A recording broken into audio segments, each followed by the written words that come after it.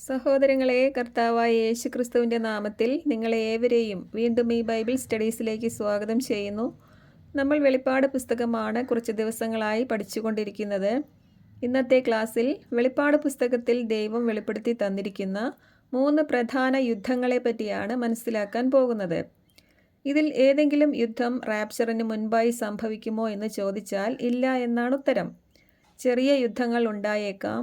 എന്നാൽ വെളിപ്പാട് പുസ്തകത്തിൽ പറഞ്ഞിരിക്കുന്ന 3 മഹായുദ്ധങ്ങളും നമ്മൾ ഇവിടുന്ന് റാപ്ചർ ആയതിൻ്റെ ശേഷം മാത്രമേ സംഭവിക്കുകയുള്ളൂ.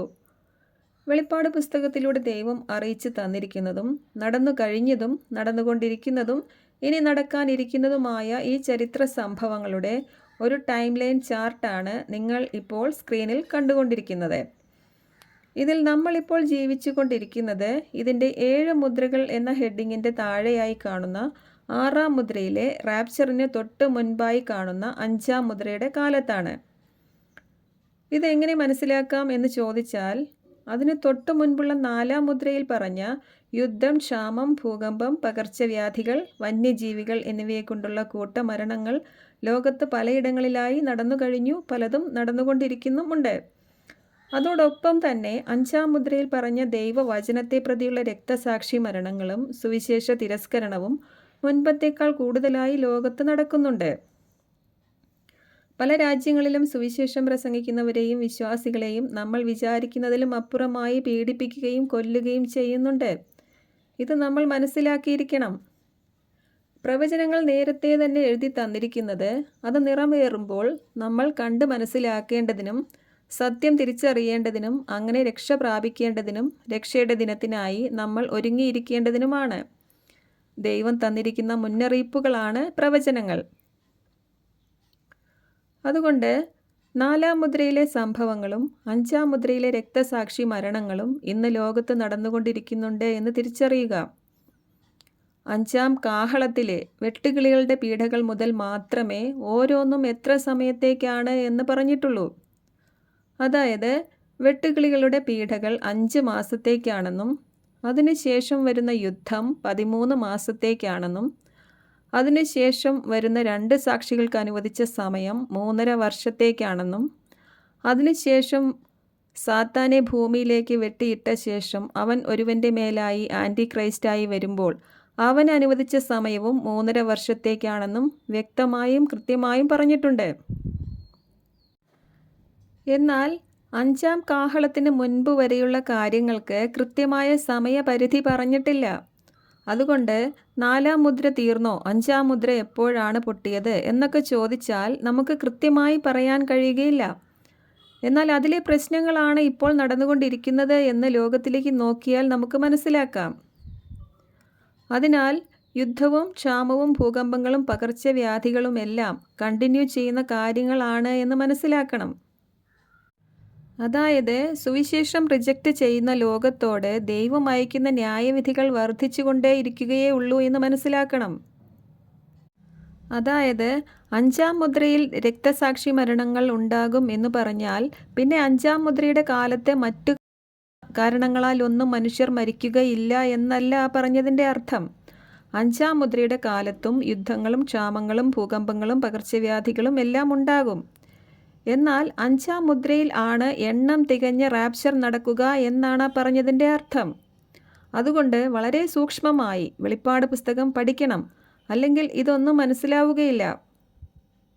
ദാനിയേൽ പ്രൊഫസിയിലും അവസാനം വരെ യുദ്ധം ഉണ്ടായിരിക്കും എന്നാണ് പറഞ്ഞത്.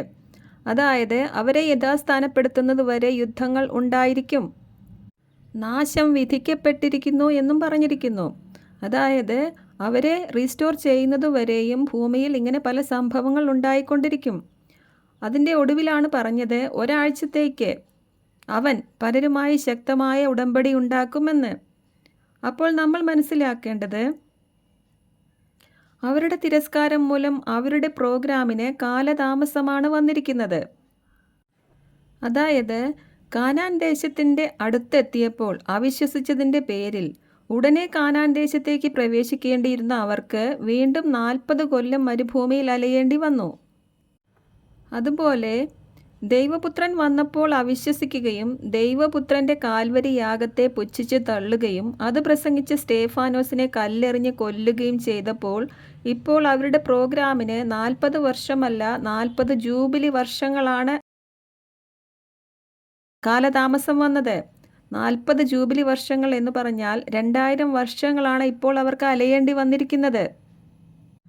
ഇതിൻ്റെ ഇടയിലാണ് പൗലോസ് അപ്പസ്തോലനിലൂടെ ജാതികളായ നമുക്കായി ഈ കൃപയുടെ സുവിശേഷം വെളിപ്പെട്ടിരിക്കുന്നത്, ഈ കൃപാകാലം നടന്നുകൊണ്ടിരിക്കുന്നത്. ഈ കൃപാകാലത്തിൻ്റെ ഇടയിൽ പ്രോഫസി ഒന്നും നടക്കാൻ പാടില്ല എന്നൊരു നിയമമില്ല. അങ്ങനെ ഒരു വചനവുമില്ല. AD 70 ജെറുസലേം ദേവാലയം കല്ലിന്മേൽ കല്ല് ശേഷിക്കാതെ തകർന്നത് ഒരു പ്രവചന നിവൃത്തിയാണ്. അത് നടന്നത് പൗലോസ് അപ്പസ്തോലനിലൂടെ ഈ കൃപാകാലം വെളിപ്പെട്ടതിൻ്റെ ശേഷമാണ്.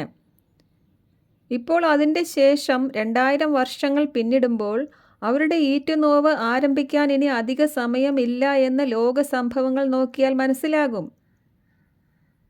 അതായത് മത്തായി 24 പറഞ്ഞ പല പ്രവചനങ്ങളും നമ്മൾ ഇവിടെ ആയിരിക്കുമ്പോൾ തന്നെയാണ് നിവൃത്തിയാകുന്നത്.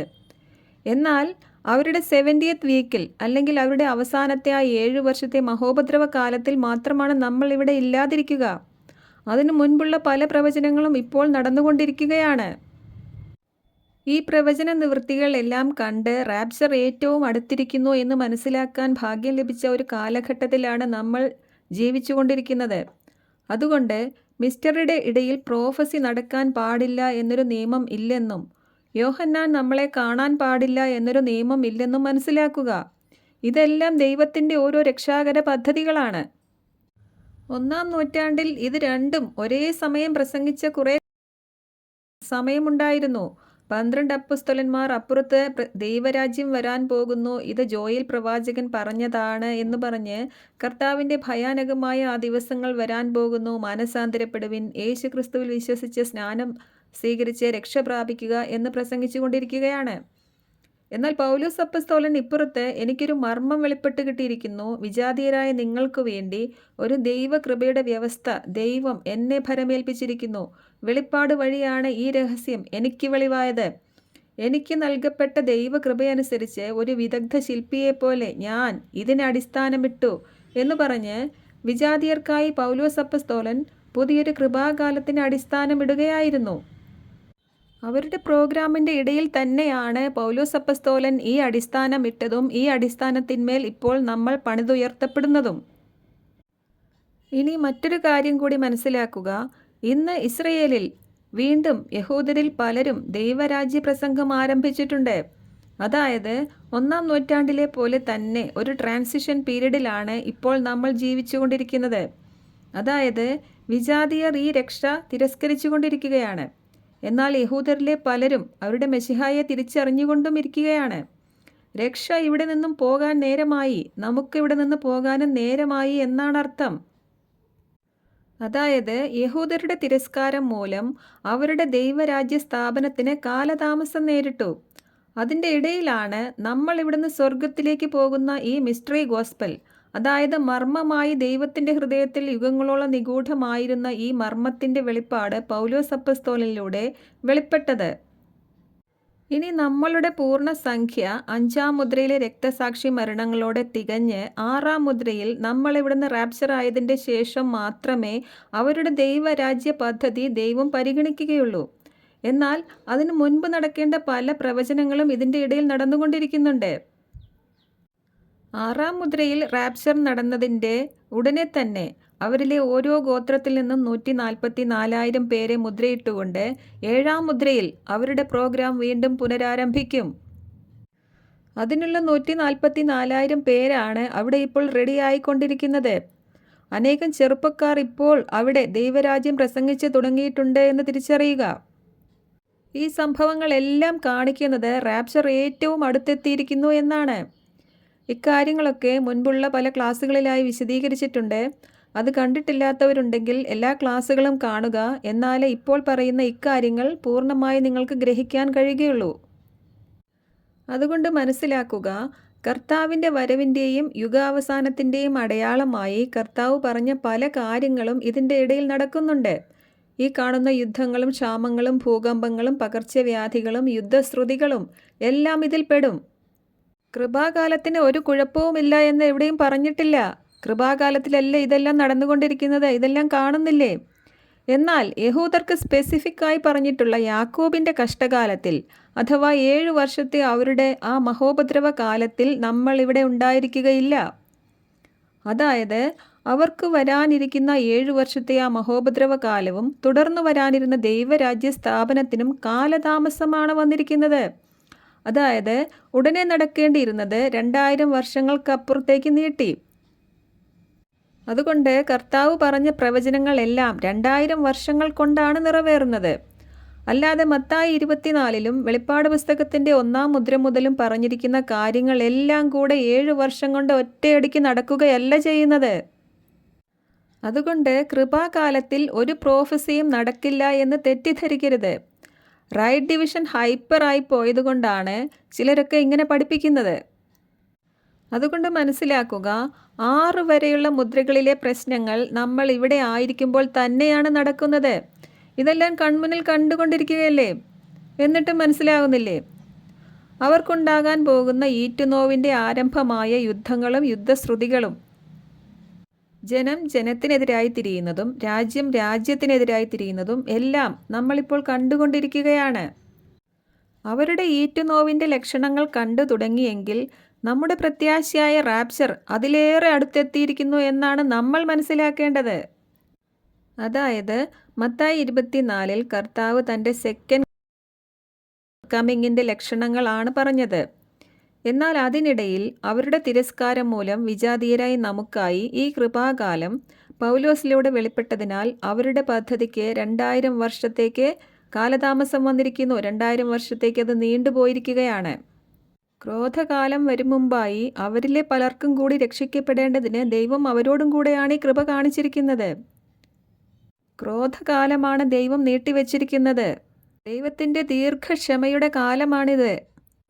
മത്തായി 24-ൽ കർത്താവ് സെക്കൻഡ് കമ്മിങ്ങിൻ്റെ കാര്യങ്ങളാണ് പറഞ്ഞത് എങ്കിലും ഇതിൻ്റെ ഇടയിൽ ദൈവത്തിൻ്റെ ഹൃദയത്തിൽ മർമ്മമായിരുന്ന ഈ പദ്ധതി, ഈ മിസ്റ്ററി ഗോസ്പൽ ഇതിനിടയിൽ റിവീൽ ചെയ്തതിനാൽ നമ്മളെ റാപ്ചർ ചെയ്യാൻ വേണ്ടി കർത്താവ് വരുന്ന ഒരു വരവ് കൂടി ഇതിൻ്റെ ഇടയിൽ ചേർക്കപ്പെട്ടു. ഇതൊരു മിസ്റ്ററി ആയതുകൊണ്ടാണ് ഇത് പലർക്കും ഇപ്പോൾ മനസ്സിലാകാത്തത്. മനസ്സിലായവർ തന്നെ വിചാരിക്കുന്നത് മിസ്റ്ററിയുടെ ഇടയിൽ പ്രോഫസി ഒന്നും നടക്കില്ല എന്നാണ്. ഇന്ന് നടക്കുന്നതൊക്കെ പ്രോഫസി അല്ലെങ്കിൽ പിന്നെ എന്താണ് എന്ന് ചോദിച്ചാൽ, ഇന്ന് എന്താണ് നടക്കുന്നത്, കറണ്ട് കണ്ടുപിടിച്ച കാര്യമാണോ ചോദിക്കുന്നത് എന്നൊക്കെയാണ് ഇവർ ചോദിക്കുന്നത്. ഇന്ന് നടക്കുന്ന ഈ യുദ്ധങ്ങളും ഭൂകമ്പങ്ങളും പലവിധ പ്രശ്നങ്ങളും പകർച്ചവ്യാധികളും യുദ്ധശ്രുതികളും ഒന്നും ഇവർ കാണുന്നും ഗ്രഹിക്കുന്നുമില്ല. നിന്റെ ജനത്തിനും ജെറുസലേമിനും 70 ആഴ്ചവട്ടം എന്നു പറഞ്ഞതിലെ 70-ാമത്തെ ആഴ്ചവട്ടത്തിൽ, അഥവാ അവരുടെ ആ അവസാന മഹോപദ്രവത്തിൻ്റെ 7 വർഷങ്ങൾ മാത്രമേ നമ്മളിവിടെ ഇല്ലാതുള്ളൂ. അതിനു മുൻപ് നടക്കേണ്ട പല കാര്യങ്ങളും നമ്മൾ ഇവിടെ ആയിരിക്കുമ്പോൾ തന്നെ ഇപ്പോൾ നടന്നുകൊണ്ടിരിക്കുകയാണ്. അതുകൊണ്ട് വെളിപ്പാട് പുസ്തകം AD 95 കാലഘട്ടം മുതൽ നിത്യത വരെ നടക്കേണ്ട സംഭവങ്ങൾ അടങ്ങിയ ഒരു പ്രവചന പുസ്തകമാണ് എന്ന് മനസ്സിലാക്കുക. പ്രവചനങ്ങൾ ദൈവം തന്ന മുന്നറിയിപ്പുകളാണ്. അവ നിറവേറുമ്പോൾ നമ്മളത് കണ്ട് ഗ്രഹിക്കേണ്ടതിനും രക്ഷ പ്രാപിക്കേണ്ടതിനുമാണ് ഇത് എഴുതി തന്നിരിക്കുന്നത്. ഉദാഹരണത്തിന്, യേശുക്രിസ്തു എവിടെ ജനിക്കും, എങ്ങനെ ജനിക്കും, ആരിൽ നിന്ന് ജനിക്കും എന്നെല്ലാം യേശുക്രിസ്തു ജനിക്കുന്നതിനും അനേക വർഷങ്ങൾക്ക് മുമ്പേ തന്നെ പ്രവചിച്ച് എഴുതി വച്ചിരുന്നു. ഇസ്രായേലിൻ്റെ ഈ പ്രത്യാശയ്ക്കായി കാത്തിരുന്ന ശിമയോൻ, ഹന്ന തുടങ്ങിയവർക്ക് ഈ ശിശു ജനിച്ചപ്പോൾ മനസ്സിലാവുകയും അവർ ആ രക്ഷയിലേക്ക് പ്രവേശിക്കുകയും ചെയ്തു. അങ്ങനെ അവർ യേശുക്രിസ്തുവിൻ്റെ ക്രൂശിൻ്റെ ആദ്യ ഫലങ്ങളാകാൻ അവർക്ക് ഭാഗ്യം ലഭിച്ചു. എന്നാൽ എല്ലാ ശബ്ദത്തിലും വായിക്കുന്ന പ്രവാചക വചനങ്ങൾ ഗ്രഹിക്കാതെ വായിച്ചുകൊണ്ടിരുന്ന ജെറുസലേമിലെ പ്രമാണികൾ യേശു അവർ കാത്തിരുന്ന മശിഹ ആണെന്ന് തിരിച്ചറിയാതെ യേശുവിനെ ശിക്ഷയ്ക്ക് വിധിച്ചുകൊണ്ട് അവർ എല്ലാ ശബ്ദത്തിലും വായിച്ച പ്രവചനങ്ങൾ അവരുടെ കൈകളാൽ തന്നെ പൂർത്തിയാക്കി. ഇതാണ് പ്രവചന പുസ്തകങ്ങളെ ശരിയായി മനസ്സിലാക്കിയില്ല എങ്കിൽ സംഭവിക്കുന്ന കുഴപ്പങ്ങൾ. യേശുക്രിസ്തു 3 പ്രാവശ്യം ശിഷ്യന്മാരോട് പ്രവചിച്ച് പറഞ്ഞിരുന്നു, മനുഷ്യപുത്രൻ വളരെയേറെ സഹിക്കുകയും ജനപ്രമാണികൾ, പുരോഹിത പ്രമുഖന്മാർ, നിയമജ്ഞർ എന്നിവരാൽ തിരസ്കരിക്കപ്പെടുകയും വധിക്കപ്പെടുകയും 3-ാം ദിവസം ഉയർപ്പിക്കപ്പെടുകയും ചെയ്യുമെന്ന്. എന്നാൽ ഈ വചനങ്ങൾ മനസ്സിലാക്കാൻ അവർക്കും സാധിച്ചില്ല. പുനരുത്ഥാന ശേഷം പോലും അവർക്ക് ഇക്കാര്യങ്ങൾ മനസ്സിലായില്ല. അവരുടെ ഹൃദയം അടഞ്ഞു തന്നെ ഇരുന്നു. ഉന്നതങ്ങളിൽ നിന്ന് ശക്തി ധരിക്കുന്നത് വരെ ജെറുസലേമിൽ തന്നെ വസിക്കണം എന്ന് പറഞ്ഞു കൊടുത്തിട്ട് അത് മനസ്സിലാക്കാതെ ഇപ്പോൾ അവർ ജെറുസലേമിൽ നിന്ന് എമ്മാവൂസിലേക്ക് പോയിക്കൊണ്ടിരിക്കുകയാണ്. പുനരുത്ഥാന ശേഷവും വിശ്വസിക്കാതെയും പറഞ്ഞുകൊടുത്തതൊന്നും ഗ്രഹിക്കാതെയും ഇരുന്ന അവരെ കർത്താവ് വിളിച്ചത്, അയ്യോ ബുദ്ധിഹീനരെ, പ്രവാചകന്മാർ എഴുതിയിരിക്കുന്നത് വിശ്വസിക്കാത്ത മന്ദബുദ്ധികളെ എന്നാണ്. എന്നിട്ട് അവരോട് ചോദിച്ചു, ക്രിസ്തു ഇങ്ങനെ കഷ്ടം അനുഭവിച്ചിട്ട് മഹത്വത്തിലേക്ക് പ്രവേശിക്കേണ്ടതായിരുന്നില്ലേ എന്ന്. തുടർന്ന് മോശ തുടങ്ങി സകല പ്രവാചകന്മാരുടെയും എല്ലാ തിരുവെഴുത്തുകളിലും തന്നെക്കുറിച്ച് എഴുതിയ കാര്യങ്ങൾ അവർക്ക് വ്യാഖ്യാനിച്ചു കൊടുത്തു. പ്രവചനങ്ങളെ ശരിയായി മനസ്സിലാക്കിയില്ലെങ്കിൽ സംഭവിക്കുന്ന കുഴപ്പങ്ങളെ പറ്റിയാണ് ഇപ്പോൾ പറഞ്ഞുകൊണ്ടിരിക്കുന്നത്. മറ്റൊരു സംഭവം, പുനരുത്ഥാന ദിവസം രാവിലെ യേശുക്രിസ്തുവിൻ്റെ ശവകുടീരത്തിലെ കല്ല് മാറ്റപ്പെട്ടിരിക്കുന്നു എന്നും കർത്താവിനെ അവിടെ കാണുന്നില്ല എന്നും മഗ്ദലന മറിയം വന്ന് അറിയിച്ചപ്പോൾ പത്രോസും യോഹന്നാനും വിശ്വാസമാകാതെ കല്ലറയിലേക്ക് ഓടുകയാണ്. കർത്താവ് മരിച്ചവരിൽ നിന്ന് ഉയർത്തെഴുന്നേൽക്കും എന്ന പ്രവചന തിരുവെഴുത്തോ കർത്താവ് തൻ്റെ മരണത്തിന് മുൻപായി പറഞ്ഞ പ്രവചനമോ അവർ അതുവരെയും ഗ്രഹിച്ചില്ല. നിങ്ങൾ മനുഷ്യരെ പിടിക്കുന്നവരാകും എന്ന് പറഞ്ഞിട്ട് അവർ അത് ഗ്രഹിക്കാതെ ഇപ്പോൾ വീണ്ടും മീൻ പിടിക്കാൻ പോയിരിക്കുകയാണ്. എന്നാൽ പിന്നീട് ഇതെല്ലാം ഗ്രഹിച്ച പത്രോസ് എഴുതുകയാണ്, വിശുദ്ധ ലിഖിതത്തിലെ പ്രവചനങ്ങൾ ഒന്നും തന്നെ ആരുടെയും സ്വന്തമായ വ്യാഖ്യാനത്തിനുള്ളതല്ല. ഇരുളിൽ പ്രകാശിക്കുന്ന ദീപത്തെ എന്ന പോലെ പ്രവാചക വചനങ്ങളെ നിങ്ങൾ ശ്രദ്ധിക്കണമെന്ന്. അപ്പോൾ പ്രവാചക വചനങ്ങളെ ശ്രദ്ധിക്കാഞ്ഞതിനാൽ യഹൂദർക്കു പറ്റിയ നഷ്ടം എത്രയധികമാണെന്ന് പത്രോസിന് നന്നായി മനസ്സിലായി. ഇതുതന്നെയാണ് ഇനി ഇവിടെ പലർക്കും സംഭവിക്കാൻ പോകുന്നത്. വെളിപ്പാട് പുസ്തകത്തിൽ AD 95 മുതൽ നടക്കുന്ന എല്ലാ സംഭവങ്ങളും അതിൻ്റെ കൃത്യമായ ഓർഡറിൽ എഴുതി തന്നിരിക്കുകയാണ്. നമ്മുടെ പ്രത്യാശയായ റാപ്ചർ നടക്കുന്നതിൻ്റെ തൊട്ട് മുൻപായി എന്താണ് നടക്കേണ്ടത് എന്ന് ഈ പുസ്തകത്തിൽ കൃത്യമായി രേഖപ്പെടുത്തിയിട്ടുണ്ട്. 4-ാം മുദ്രയിൽ പറഞ്ഞിരിക്കുന്ന യുദ്ധങ്ങളാലും ക്ഷാമങ്ങളാലും ഭൂകമ്പങ്ങളാലും പകർച്ചവ്യാധികളാലുമെല്ലാം അനേക കോടി ആൾക്കാർ ഇതിനകം കൂട്ടമായി മരിച്ചു പോയിട്ടുണ്ട്. കോവിഡ് എന്ന മഹാമാരി ലോകമെങ്ങും വന്ന് ഒരുപാട് ആളുകൾ മരിച്ചു. എന്നാലും 4-ാം മുദ്ര എന്ന് പറഞ്ഞാൽ ഇതൊന്നുമല്ല, വേറെ എന്തോ ആണെന്നാണ് ഈ ആൾക്കാർ വിചാരിച്ചിരിക്കുന്നത്. കുറച്ച് ഹൈപ്പർ റൈറ്റ് ഡിവിഷൻകാർ ഇറങ്ങിയിട്ടുണ്ട്. അവർക്കാണ് ഇതൊന്നും മനസ്സിലാകാത്തത്. വെളിപ്പാട് പുസ്തകത്തിൽ നമ്മൾ ഉണ്ടാകാനേ പാടില്ല എന്നാണ് ഇവർ പറയുന്നത്. യോഹന്നാൻ നമ്മളെ സ്വർഗത്തിൽ കാണാൻ സാധ്യതയില്ല എന്ന്. കാരണം യോഹന്നാൻ പരിച്ഛേദിതരുടെ ശുശ്രൂഷകനാണെന്നാണ് ഇവർ പറയുന്നത്. എന്നാൽ 7-ാം അധ്യായത്തിൽ കാണിക്കുന്ന മഹാപുരുഷാരം പിന്നെ ആരാണ്? അതാരാണ് എന്ന് ചോദിച്ചാൽ പിന്നെ ഇവർക്ക് ഉത്തരവുമില്ല. ചിലർ പറയും അത് മഹോപദ്രവകാല രക്തസാക്ഷികളാണ് എന്ന്. എന്നാൽ ഇവിടെയെങ്ങും മഹോപദ്രവം ആരംഭിച്ചിട്ടേ ഇല്ല. 2 സാക്ഷികൾ വരുന്നതും 7 വർഷത്തെ മഹോപദ്രവകാലം ആരംഭിക്കുന്നതും 11-ാം അധ്യായത്തിലാണ്. 12-ാം അധ്യായത്തിലാണ് സാത്താനെ വെട്ടിയിടുന്നതും അവൻ ഒരുവൻ്റെ മേലായി ആൻറ്റി ക്രൈസ്റ്റായി അവൻ വരുന്നതും. 13-ാം അധ്യായത്തിലാണ് അവൻ രംഗപ്രവേശം ചെയ്യുന്നത്, ആൻറ്റി ക്രൈസ്റ്റായ ഒരുവൻ. മഹോപദ്രവകാലത്തിലെ രക്തസാക്ഷികൾ ഉണ്ടാകുന്നത് 14-ാം അധ്യായത്തിലാണ്. അവരെ 15-ാം അധ്യായത്തിൽ പളുങ്കുകടലിൽ നിൽക്കുന്നവരായി കാണിക്കുന്നുമുണ്ട്. എന്നാൽ 7-ാം അധ്യായത്തിൽ പിതാവിനും പുത്രനും മുൻപിൽ വെള്ള നിലയങ്കി ധരിച്ച് അവിടെ നിൽക്കുന്ന ആ മഹാപുരുഷാരം, എണ്ണിക്കൂടാൻ പറ്റാത്ത ആ മഹാപുരുഷാരം 6-ാം മുദ്രയിൽ റാപ്ചറായ നമ്മൾ തന്നെയാണ്. നിങ്ങൾക്ക് ഇതിൻ്റെ എല്ലാം ടൈം ലൈൻ വ്യക്തമായി മനസ്സിലാക്കാൻ വേണ്ടിയാണ് ഈ ചാർട്ട് ഉണ്ടാക്കിയിരിക്കുന്നത്. ഇതിൻ്റെ PDF ആവശ്യമുള്ളവർ മെസ്സേജ് ചെയ്താൽ അയച്ചു തരാം. അതുകൊണ്ട് മനസ്സിലാക്കുക, 5-ാം മുദ്രയിൽ പറഞ്ഞിരിക്കുന്ന ദൈവവചനത്തെ പ്രതിയും യേശുക്രിസ്തുവിൻ്റെ സുവിശേഷ സാക്ഷ്യത്തെ പ്രതിയും ലോകമെങ്ങും അനേകം സഹോദരങ്ങൾ പീഡിപ്പിക്കപ്പെടുന്നും കൊല്ലപ്പെടുന്നുമുണ്ട്. 6-ാം മുദ്രയും റാപ്ചറും ഏറ്റവും അടുത്തിരിക്കുന്നു എന്നാണ് ഈ പ്രവചന നിവൃത്തികൾ കാണുമ്പോൾ മനസ്സിലാക്കേണ്ടത്. റാപ്ചർ നടക്കാൻ പോകുന്നു എന്നതിൻ്റെ ഏറ്റവും വലിയ ലക്ഷണമാണ് ഈ രക്തസാക്ഷി മരണങ്ങൾ. വെളിപ്പാട് പുസ്തകത്തിലെ ഈ മർമ്മങ്ങൾ മനസ്സിലായപ്പോൾ ഇത് പറയാനുള്ള പ്രേരണയും നിയോഗവും ഉള്ളതുകൊണ്ടാണ് ഞാനിപ്പോൾ ഈ ക്ലാസ്സുകൾ ചെയ്യുന്നത്. ഈ ക്ലാസ്സുകൾ താല്പര്യത്തോടെ കേൾക്കുകയും കാര്യങ്ങൾ ഗ്രഹിക്കുകയും ചെയ്ത കുറേ സഹോദരങ്ങൾ എന്നെ ഫോണിൽ വിളിക്കാറുണ്ട്. അനേക വർഷങ്ങളായി വെളിപ്പാട് പുസ്തകം പഠിക്കാൻ തുടങ്ങിയിട്ട്, എന്നാൽ ഇപ്പോഴാണ് ഇതൊന്ന് ശരിയായി മനസ്സിലായി കിട്ടിയത്. ഇപ്പോൾ വെളിപ്പാട് പുസ്തകത്തിൻ്റെ 22 അധ്യായങ്ങളിലും എന്തൊക്കെയാണ് സംഭവിക്കുന്നത് എന്ന് നല്ലവണ്ണം മനസ്സിലായി എന്ന് അവർ സന്തോഷത്തോടെ അറിയിക്കുന്നുണ്ട്. അവർക്കെല്ലാം നന്ദിയും സ്നേഹവും ഇപ്പോൾ അറിയിക്കുകയാണ്. അതുകൊണ്ട് ഇന്ന് ലോകത്ത് കാണുന്ന ഈ കാര്യങ്ങളെല്ലാം പ്രവചന നിവൃത്തികളാണെന്നും പ്രത്യേകിച്ച് 5-ാം മുദ്രയിലെ രക്തസാക്ഷി മരണങ്ങൾ ലോകത്ത് പലയിടത്തും നടക്കുന്നുണ്ടെന്നും അതിനാൽ ജാതികളുടെ പൂർണ്ണ സംഖ്യ തികഞ്ഞ് നമുക്കിവിടുന്ന് പോകാനുള്ള സമയമായി എന്നും മനസ്സിലാക്കുക. 6-ാം മുദ്രയിൽ എഴുതി വച്ചിരിക്കുന്നത് റാപ്ചർ നടക്കുമ്പോൾ ലോകത്ത് നടക്കുന്ന ഭയപ്പെടുത്തുന്ന സംഭവങ്ങളാണ്. അത് കണ്ടിട്ട് സുവിശേഷം തിരസ്കരിച്ചവരും സുവിശേഷകരെ കൊന്നവരും ഭയപ്പെട്ട് വിറയ്ക്കുന്ന രംഗങ്ങളാണ് അവിടെ എഴുതിയിരിക്കുന്നത്. ഇതേപ്പറ്റി മറ്റൊരു ക്ലാസ്സിൽ ഒരിക്കൽ കൂടി വിശദീകരിക്കാം. ഇന്നത്തെ നമ്മുടെ വിഷയം വരാനിരിക്കുന്ന 3 യുദ്ധങ്ങളെ പറ്റിയാണ്. നിങ്ങൾ ഈ ചാർട്ടിലേക്ക് നോക്കുക. ഇതിൽ 9-ാം അധ്യായത്തിൽ കാണുന്ന 6-ാം കാഹളത്തിലാണ് ഇന്നത്തെ വിഷയമായ വരാനിരിക്കുന്ന 3 പ്രധാന യുദ്ധങ്ങളിൽ ഒന്നാമത്തേത് നടക്കുന്നത്. നമ്മുടെ 131-ാമത്തെ ക്ലാസ്സായ 3-ാം ലോകമഹായുദ്ധം എന്ന ക്ലാസ്സിൽ വരാനിരിക്കുന്ന ഈ യുദ്ധത്തെക്കുറിച്ച് വിശദമായി നമ്മൾ പഠിച്ചതാണ്. ജെറുസലേം സെൻട്രിക് ആയതും ജെറുസലേം ദേവാലയം സംബന്ധിച്ചുള്ളതുമായിരിക്കും ഈ യുദ്ധം. 13 മാസം നീണ്ടു നിൽക്കുന്ന ഈ മഹായുദ്ധത്തിൽ മനുഷ്യരിൽ 1/3 മനുഷ്യർ മരിച്ചുപോയി എന്നാണ് എഴുതിയിരിക്കുന്നത്. ഇന്ന് നമ്മൾ കേട്ടുകൊണ്ടിരിക്കുന്നത് വരാനിരിക്കുന്ന ഈ യുദ്ധത്തിൻ്റെ യുദ്ധശ്രുതികളാണ്. ഈ യുദ്ധം ഇസ്രയേലും ഇസ്രയേലിൻ്റെ ശത്രു രാജ്യങ്ങളും തമ്മിലായിരിക്കും ആരംഭിക്കുക. എങ്കിലും അതൊരു ലോകയുദ്ധമായി മാറും. ഈ യുദ്ധത്തിൽ ഇസ്രയേൽ തന്നെയാണ് ജയിക്കുക. മരിക്കുന്നവരിൽ ഭൂരിപക്ഷവും ശത്രു രാജ്യങ്ങളുടേതായിരിക്കും.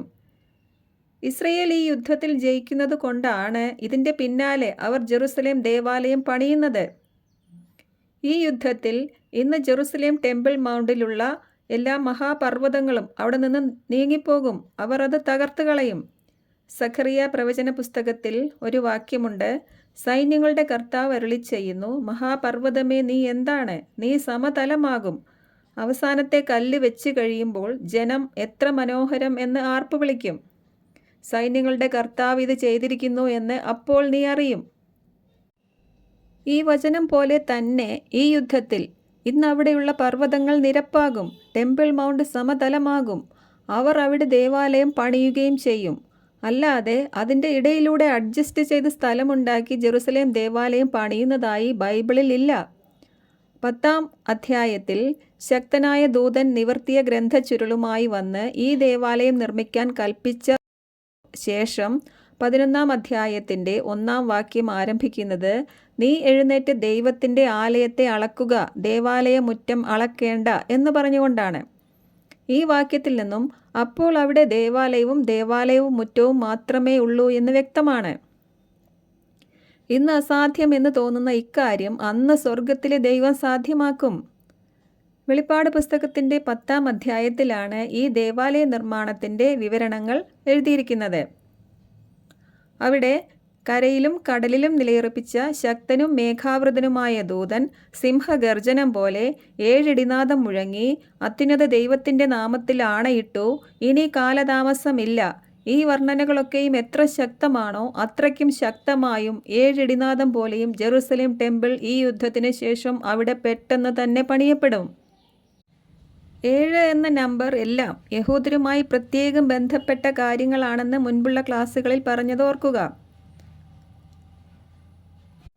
അതുപോലെ തന്നെ 6-ാം മുദ്രയിലെ റാപ്ചറിന് ശേഷം നടക്കുന്ന ഈ സംഭവങ്ങളിൽ ഈ 10-ാം അധ്യായത്തിൽ മാത്രം പ്രത്യേകമായ എന്തോ ഒന്നാണ് നടക്കുന്നത് എന്നും അത് അടുത്ത 11-ാം അധ്യായത്തിൽ 2 സാക്ഷികൾ വരുന്നതിന് മുൻപായി പണിയപ്പെടേണ്ട ജെറുസലേം ദേവാലയത്തിൻ്റെ കാര്യം തന്നെയാണ് എന്നും നമ്മൾ മനസ്സിലാക്കണം.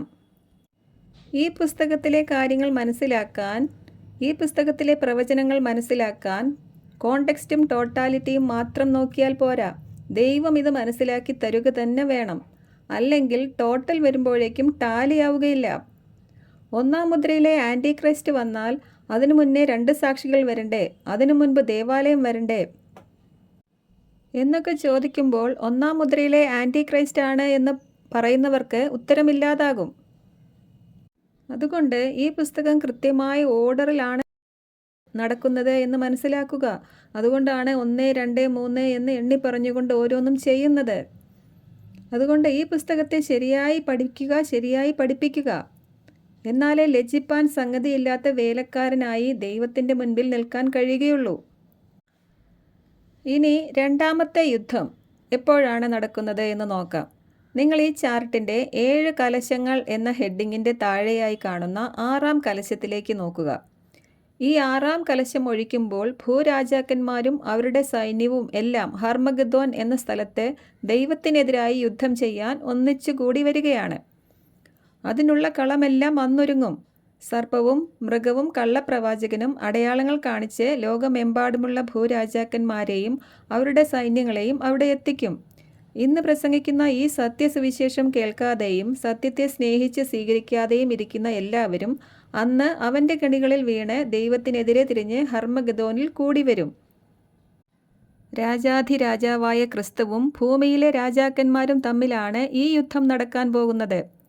അതിനായി സ്വർഗത്തിൽ നിന്നും വരുന്നതിനു മുൻപായി മൃഗത്തോടും ഭൂരാജാക്കന്മാരോടും ഒപ്പം കൂടി തനിക്കെതിരെ തിരിഞ്ഞ ഇസ്രയേലിലെ അവിശ്വസ്ത ജനമായ മഹദിയാം ബാബിലോണിൻ്റെ ന്യായവിധി ഈ രാജാക്കന്മാരെ കൊണ്ടും മൃഗത്തെ കൊണ്ടും തന്നെ ദൈവം ചെയ്യിപ്പിക്കും. ദൈവം നേരിട്ട് ചെയ്യാതെ അവർ ആരുടെ കൂടെ കൂടി വ്യഭിചരിക്കുകയും ദൈവത്തിനെതിരെ തിരിയുകയും ചെയ്തോ അവരെ കൊണ്ടു തന്നെ അവളെ ദൈവം ന്യായം വിധിക്കുകയാണ്. ബാക്കി എല്ലാ രാജ്യങ്ങളെയും രാജാക്കന്മാരെയും യേശുക്രിസ്തു നേരിട്ടാണ് ന്യായം വിധിക്കാൻ വരുന്നത്. അപ്പോഴും കാമുകന്മാരെ കൊണ്ട് ന്യായം വിധിക്കുന്ന ഈ സ്ത്രീ ജെറുസലേമിലെ അവിശ്വസ്ത ജനമാണ് എന്ന് മനസ്സിലാക്കുക. 2 സ്ത്രീകളെയാണ് വെളിപ്പാട് പുസ്തകം പരിചയപ്പെടുത്തുന്നത്.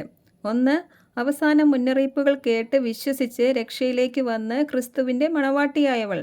2, എല്ലാ മുന്നറിയിപ്പുകളെയും അവഗണിച്ച് സാത്താൻ്റെ കൂടെ കൂടി മലിനപ്പെട്ട് മഹാവേശ്യയായി സാത്താൻ്റെ കാമുകയായവൾ. ഈ 2 ഗ്രൂപ്പ് ആൾക്കാരും ഇസ്രയേലിൽ തന്നെ ഉള്ളവരാണ്. ഇതിൽ സാത്താൻ്റെ കാമുകയായവളെ അവളുടെ കാമുകനെ കൊണ്ട് തന്നെയാണ് ദൈവം ന്യായം വിധിക്കുന്നത്. അതിനായി ഭൂരാജാക്കന്മാരൊക്കെയും തങ്ങളുടെ രാജ്യത്വം മൃഗത്തിന് നൽകുകയും മൃഗം അവളെ അഗ്നിയിൽ ദഹിപ്പിക്കുകയും ചെയ്യും. അവൾ ആരുടെ കൂടെ കൂടി വ്യഭിചരിച്ചുവോ അവരെ കൊണ്ടു തന്നെ അവളെ ന്യായം വിധിക്കുക എന്നതാണ് ദൈവത്തിൻ്റെ നീതി. അതുകൊണ്ടാണ് ഇസ്രയേലിലെ ഈ അവിശ്വസ്ത ജനത്തിൻ്റെ ഈ പ്രത്യേകമായ ന്യായവിധിക്ക് ശേഷം സ്വർഗത്തിലുള്ളവർ പ്രഘോഷിക്കുന്നത്, ദൈവമേ, അങ്ങയുടെ വിധികൾ നീതിപൂർണമാണ് എന്ന്. അങ്ങനെ ഇസ്രയേലിലെ ഈ അവിശ്വസ്ത ഗ്രൂപ്പിൻ്റെ ന്യായവിധിക്ക് ശേഷം ഹർമഗദോനിൽ കൂടി നിൽക്കുന്ന സകല ഭൂരാജാക്കന്മാരെയും മൃഗത്തെയും ഒന്നിച്ച് ന്യായം വിധിക്കാൻ നിർണായകമായ ഈ യുദ്ധത്തിനായി യേശുക്രിസ്തു വെള്ളക്കുതിരപ്പുറത്തെ സ്വർഗീയ സൈന്യങ്ങളോടൊപ്പം ഈ സമയത്ത് ഇറങ്ങിവരും. ഇവിടെ കാണിച്ചിരിക്കുന്ന ഈ വെള്ളക്കുതിര ദൈവത്തിൻ്റെ ശിക്ഷാവിധിയുടെ നീതിയെയും 1-ാം മുദ്രയിൽ കാണിച്ചിരിക്കുന്ന വെള്ളക്കുതിര കൃപാകാലത്തിൽ ക്രിസ്തുവിൽ വിശ്വസിക്കുന്ന ഏവരെയും സൗജന്യമായി രക്ഷിക്കുന്ന ദൈവത്തിൻ്റെ രക്ഷിക്കുന്ന നീതിയെയുമാണ് കാണിക്കുന്നത് എന്ന് മുൻപുള്ള ക്ലാസ്സുകളിൽ പറഞ്ഞത് ഓർക്കുക. വെള്ളക്കളർ ദൈവത്തിൻ്റെ നീതിയെയാണ് റെപ്രസെൻ്റ് ചെയ്യുന്നത്. അതുകൊണ്ട് ഒരിക്കൽ കൂടി 1-ാം മുദ്രയിലെ വെള്ളക്കുതിരപ്പുറത്ത് വരുന്നത് ആൻറ്റി ക്രൈസ്റ്റ് അല്ലെന്നും ആൻറ്റി ക്രൈസ്റ്റായി ഒരുവൻ വരുന്നത് 12-ാം അധ്യായത്തിൽ, അതായത് 7-ാം കാഹളത്തിൽ സാത്താനെ മിഖായേൽ വെട്ടി ഭൂമിയിലേക്ക് എറിഞ്ഞതിനു ശേഷം മാത്രമാണെന്നും മനസ്സിലാക്കുക. ആരോ ഒരാൾ പണ്ടെപ്പോഴോ 1-ാം മുദ്രയിൽ വരുന്നത് ആൻറ്റി ക്രൈസ്റ്റ് ആണെന്ന് പറഞ്ഞു. പിന്നാലെ വന്നവരെല്ലാം അതുതന്നെ പറഞ്ഞു. അത്രയേ ഉള്ളൂ. അതുകൊണ്ട് എന്നെ കേൾക്കുന്ന സഹോദരങ്ങളോട് ഞാൻ പറയുകയാണ്, ഈ സത്യത്തെ മറിച്ചു കളയാൻ ഇനി പലരും വെളിപ്പാട് പുസ്തകത്തിൻ്റെ പഠന പരമ്പരകൾ തന്നെ ഇറക്കാൻ സാധ്യതയുണ്ട്. അതുകൊണ്ട് നിങ്ങൾ വെളിപ്പാട് പുസ്തകം വായിച്ച് ഓരോ മുദ്രയിലും ഓരോ കാഹളത്തിലും ഓരോ കലശങ്ങളിലും എന്തൊക്കെയാണ് സംഭവിക്കുന്നത് എന്ന് ഒരു നോട്ട്ബുക്കിൽ നോട്ട്സ് എഴുതി നോക്കുക. എന്നിട്ട് ഏതാണ് ശരി എന്ന് സ്വയം മനസ്സിലാക്കുക. യേശുക്രിസ്തു വെള്ളക്കുതിരപ്പുറത്ത് വരുന്ന ഈ സമയത്ത് തൻ്റെ വായിൽ നിന്നും പുറപ്പെടുന്ന മൂർച്ചയുള്ള വാളുകൊണ്ടാണ് ഹർമഗദോനിൽ തനിക്കെതിരെ കൂടി നിൽക്കുന്ന രാജാക്കന്മാരെയും സൈന്യാധിപന്മാരെയും ശക്തന്മാരെയും എല്ലാം വധിക്കുന്നത്. ഈ സമയത്ത് മൃഗത്തെയും വ്യാജപ്രവാചകനെയും അഗ്നിതടാകത്തിലേക്കും സാത്താനെ 1000 വർഷത്തേക്ക് പാതാളത്തിലേക്കെറിഞ്ഞ് ബന്ധനത്തിലും ആക്കും. അങ്ങനെ താൻ സൃഷ്ടിച്ച ഭൂമിയിൽ നിന്നും തൻ്റെ രാജ്യത്തു നിന്നും സകല ദുഷ്ടത പ്രവർത്തിക്കുന്നവരെയും പാപഹേതുക്കളെയും നീക്കം ചെയ്ത് 1000 വർഷത്തെ ദൈവരാജ്യം സ്ഥാപിക്കും. ഈ 7000ാമത്തെ ഈ ആണ്ട് യഹൂദർക്ക് ശബ്ബത്ത് വിശ്രമത്തിൻ്റെ 1000 ആണ്ടായി നൽകുകയാണ്. 7ാമത്തെ ദിവസവും 7ാമത്തെ മാസവും 7ാമത്തെ വർഷവും പിന്നെ 7x7 കണക്കാക്കി ഒരു ജൂബിലി ശബ്ബത്തും പിന്നെ ഇപ്പോൾ 7000ാമത്തെ ആണ്ടായ ഈ 1000 വർഷങ്ങളും അവർക്ക് പ്രത്യേക വിശ്രമ ദിവസങ്ങളായി ശബ്ബത്ത് ദിവസങ്ങളായി നൽകുകയാണ്. ഇതാണ് ഹെബ്രായ ലേഖനത്തിൽ ദൈവജനത്തിന് ഒരു ശബ്ബത്ത് വിശ്രമം ലഭിക്കാനിരിക്കുന്നു, അതുകൊണ്ട് അനുസരണക്കേടിനാൽ അധപ്പതിച്ച് നശിച്ചു പോകാതെ ആ വിശ്രമദിനത്തിലേക്ക് പ്രവേശിക്കാൻ നിങ്ങൾ ഉത്സുകരായിരിക്കണം എന്ന് പറഞ്ഞത്. അതുകൊണ്ട് തന്നെയാണ്, അതായത് അവരുടെ ശബ്ബത്തുമായി നമുക്ക് ബന്ധമില്ലാത്തതുകൊണ്ടാണ് ഈ 1000ാം ആണ്ടിൽ നമ്മൾ ഭൂമിയിൽ ഉണ്ടായിരിക്കുകയില്ല, ഈ സമയത്ത് നമ്മൾ സ്വർഗത്തിൽ തന്നെ ആയിരിക്കും എന്ന് പറയുന്നത്. അങ്ങനെ ഈ സമയത്ത് 12 അപ്പസ്തോലന്മാരും അന്നത്തെ വിശുദ്ധരും മൃഗത്തെയോ അതിൻ്റെ സാദൃശ്യത്തെയോ ആരാധിക്കാതെയും നെറ്റിയിലോ കയ്യിലോ അതിൻ്റെ മുദ്ര സ്വീകരിക്കാതെയും ഇരുന്ന എല്ലാവരും ഈ സമയത്ത് പുനരുത്ഥാനം പ്രാപിച്ച് 1000 വർഷം ഭൂമിമേൽ വാഴും. വിജയം വരിക്കുന്നവനും അവസാനം വരെ എൻ്റെ പ്രവൃത്തികൾ ചെയ്യുന്നവനും ജനപദങ്ങളുടെ മേൽ ഞാൻ അധികാരം നൽകും, ഇരുമ്പ് ദണ്ടുകൊണ്ട് അവർ ജാതികളെ മേയ്ക്കും എന്ന വചനം പൂർത്തിയാക്കിക്കൊണ്ട് അന്ന് യഹൂദർ ലോകത്തെ ഭരിക്കും. ഇനി ഈ 1000 വർഷത്തിന് ശേഷമാണ് മൂന്നാമത്തെ ആ മഹായുദ്ധം. അതായത് 1000 വർഷത്തിന് ശേഷം സാത്താനെ ഒരിക്കൽ കൂടി തുറന്നുവിടും. 1000 വർഷത്തെ നല്ല ദിവസങ്ങൾക്ക് ശേഷവും ദൈവത്തെ അനുസരിക്കാൻ മനസ്സില്ലാതെ സാത്താനെ സ്നേഹിക്കുന്ന ആരെങ്കിലും ഉണ്ടെങ്കിൽ അവരും കൂടെ അവൻ്റെ കൂടെ പൊയ്ക്കോട്ടെന്ന് കരുതിയാണ് ദൈവം ഇങ്ങനെ ചെയ്യുന്നത്.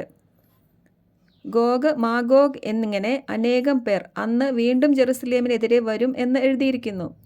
എന്നാൽ ആകാശത്ത് നിന്ന് തീ ഇറങ്ങി അവരെ വിഴുങ്ങിക്കളയുകയും സാത്താനെ ഈ സമയത്ത് മൃഗത്തെയും വ്യാജപ്രവാചകനെയും എറിഞ്ഞ അഗ്നി തടാകത്തിലേക്ക് എറിയുകയും ചെയ്യും. ഇതോടെയാണ് യുദ്ധങ്ങളെല്ലാം അവസാനിച്ച് കാലം അതിൻ്റെ പരിസമാപ്തിയിലേക്ക് നീങ്ങുന്നത്. ഇപ്പോൾ മനുഷ്യ ചരിത്രത്തിൻ്റെ 7000 വർഷങ്ങൾ കംപ്ലീറ്റ് ആയിട്ടുണ്ടാകും. സ്വർഗത്തിൽ നിന്ന് അഗ്നി ഇറങ്ങുന്ന ഈ സമയത്താണ് പത്രോസ് അപ്പസ്തോലൻ പറഞ്ഞതുപോലെ ഭൂമിയും അതിലുള്ള സകലതും കത്തി നശിക്കുന്നത്. ഈ സമയം മുതൽ ദൈവം എല്ലാം പുതിയതാക്കും. 1000ാം ആണ്ടിന് ശേഷം സാത്താനെയും അവൻ്റെ സകല സന്തതികളെയും അഗ്നിയിൽ എറിഞ്ഞ ശേഷം മൂലപദാർത്ഥങ്ങൾ വെന്തുരുകുന്ന ഭൂമിയിലുള്ള സകലതും കത്തി നശിക്കുന്ന ഈ ദിവസം വരുമെന്നും അതിനുശേഷം മരണവും ജീർണതയും നീങ്ങി നീതി വസിക്കുന്ന പുതിയ ആകാശവും പുതിയ ഭൂമിയും വരുമെന്നും പത്രോസിന് അറിയാമായിരുന്നു. അതുകൊണ്ടാണ് നശ്വരമായ ഈ ലോകത്തിനു വേണ്ടി ഓടാതെ വിശുദ്ധിയോടും ദൈവഭക്തിയോടും കൂടി ജീവിക്കുന്നതിൽ ഉത്സാഹിക്കാൻ അദ്ദേഹം എഴുതിയത്. ഇതുതന്നെയാണ് കർത്താവും അവരെ പഠിപ്പിച്ചത്. നശ്വരമായ അപ്പത്തിനു വേണ്ടി അധ്വാനിക്കാതെ മനുഷ്യപുത്രൻ തരുന്ന നിത്യജീവൻ സ്വന്തമാക്കി അനശ്വരമായ ആ ദൈവരാജ്യത്തിലേക്ക് പ്രവേശിക്കണമെന്ന് കർത്താവ് അവരെ പഠിപ്പിച്ചു. എൻ്റെ രാജ്യം ഐഹികമല്ല എന്ന് തന്നെ ക്രൂശിച്ച ഐഹിക രാജ്യത്തിൻ്റെ രാജാവായ പീലാത്തോസിനോട് യേശുക്രിസ്തു പറഞ്ഞു. അപ്പോൾ നീ രാജാവാണ് അല്ലേ എന്ന് പീലാത്തോസ് ചോദിക്കുന്നുണ്ട്. അതെ, ഞാൻ രാജാവാണ്, അത് നീ തന്നെ പറയുന്നുവല്ലോ എന്നാണ് യേശുക്രിസ്തു മറുപടി പറഞ്ഞത്. യേശുക്രിസ്തു നശ്വരവും ഐഹികവുമായ ഈ ഭൂമിയുടെ രാജാവല്ല. നശിച്ചു പോകാത്ത നിത്യമായ ഒരു പുതിയ ആകാശവും പുതിയ ഭൂമിയും യേശുക്രിസ്തു രാജാവായി വാഴുന്ന, നമ്മളെല്ലാം രാജാക്കന്മാരും പുരോഹിതന്മാരുമായി വാഴുന്ന ഒരു പുതിയ രാജ്യം വരാൻ പോവുകയാണ്. അന്ന്, അതായത് 1000 ആണ്ടിന് ശേഷം നീതി വസിക്കുന്ന മരണമില്ലാത്ത ഒരു പുതിയ ആകാശവും പുതിയ ഭൂമിയും വരും. ആ പുതിയ ഭൂമിയിലേക്ക് സ്വർഗീയ ജെറുസലേം സിറ്റിയിൽ സിംഹാസനസ്ഥനായ ദൈവവും കുഞ്ഞാടായ പുത്രനും പുത്രൻ്റെ ശരീരമായ നമ്മളും എല്ലാവരും ഇറങ്ങി വരും. അന്നു മുതൽ മാത്രമേ മരണവും നിലവിളിയും ഇല്ലാത്ത ദിവസങ്ങൾ ഭൂമിയിൽ ആരംഭിക്കുകയുള്ളൂ. അന്നു മുതൽ മാത്രമേ ഭൂമിയിൽ ശേഷിച്ച എല്ലാവരും കർത്താവിനെ മുഖാമുഖം ദർശിക്കുകയുള്ളൂ. എന്നാൽ നമ്മൾ ഇതിനെല്ലാം 1000-ലധികം വർഷങ്ങൾക്ക് മുൻപേ മരണത്തെ ജയിച്ച് സ്വർഗത്തിലെത്തി പിതാവിനെയും പുത്രനെയും മുഖാമുഖം കാണും. അതാണ് ഈ കൃപായുഗത്തിൽ ക്രിസ്തുവിൽ വിശ്വസിച്ചാൽ ലഭിക്കാൻ പോകുന്ന മഹാഭാഗ്യം. 1000 ആണ്ടിന് ശേഷം കർത്താവിനോടൊപ്പം നമ്മളും മഹത്വത്തിൽ വെളിപ്പെട്ടു വരുന്നത് കാണാൻ ഇവിടെ ശേഷിക്കുന്ന സൃഷ്ട പ്രപഞ്ചം മുഴുവനും ആകാംക്ഷയോടെ കാത്തിരിക്കും എന്നാണ് പൗലോസ് റോമാലേഖനത്തിൻ്റെ 8-ാം അധ്യായത്തിൻ്റെ 18-ാം വാക്യം മുതൽ പറഞ്ഞത്. എന്തിനാണ് അവർ ആകാംക്ഷയോടെ നമ്മൾ വെളിപ്പെട്ടു വരുന്നതിനെ കാത്തിരിക്കുന്നത്? നമ്മൾ 1000-ലധികം വർഷങ്ങൾക്ക് മുൻപേ മരണത്തെ ജയിച്ച് ക്രിസ്തുവിൻ്റെ മഹത്വം പ്രാപിച്ച് സ്വർഗത്തിലേക്ക് കയറിപ്പോയവരാണ്. എന്നാൽ അവർക്കിവിടെ 1000 ആണ്ടിലും മരണവുമുണ്ട്, ജീർണതയുമുണ്ട്. 1000 ആണ്ടിൽ അവർ മനസ്സിലാക്കും, കർത്താവിനോടൊപ്പം നമ്മളും കൂടി ഇറങ്ങി വരുന്ന ആ ദിവസം മാത്രമേ അവർക്ക് മരണവും ജീർണതയും നീങ്ങിപ്പോവുകയുള്ളൂ എന്ന്.